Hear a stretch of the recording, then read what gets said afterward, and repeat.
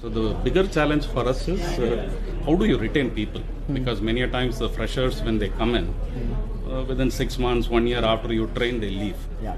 So that has been a big challenge which we are still trying to address. We are thinking of looking at some kind of a retainership, at least 3 years. Won't work. Huh? Won't work. I don't know. So I'm just saving you time. Yeah. Okay. Fine. So that's why I was just trying to figure out how do we do this. So I want you to understand this. The world of business has seen 3 generations: the Industrial Revolution, the Information Revolution, and now we are in this revolution called the Social Revolution. Industrial Revolution, people took a job for survival. They wanted basic necessity of roti, kapda, makan.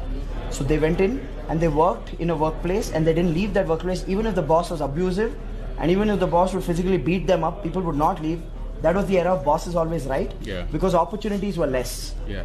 That is pretty much the grandparents of today's workforce. Then came the Information Revolution, where all these IT companies, brands started building, and the workforce then came to work not for survival because their parents took care of survival. This workforce went to work for standard of living. Basically get a good enough salary to pay the house EMI, the car EMI, children's education loan. Pretty much your generation. You went to work for that, for standard of living. Absolutely, yeah. Now in this generation, loyalty reduced. Now the truth is that loyalty never existed in the first place. Loyalty didn't exist. There was no option. This generation, Information Revolution, got option. If they got a better quality of workplace and they got a better pay, then people would jump a job, right? Now this was the Information Revolution. Then came the third revolution. After 2008's recession, Information Revolution died. Today information is available for free. You can learn coding on YouTube. You don't have to, it's no longer a hidden knowledge.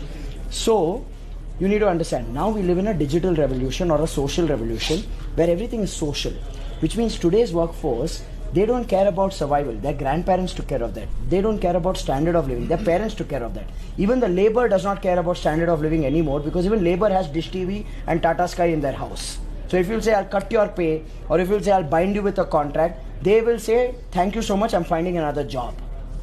Today's workforce needs something else. They want quality of life, not standard of life. Standard of life, parents took care. Today's workforce is thinking quality of life, which means quality of workplace, which means quality of job, quality of environment, quality of role, opportunity, learning and rewards, all of that. Unless you don't have a mechanism for that, you will always grapple with this retention.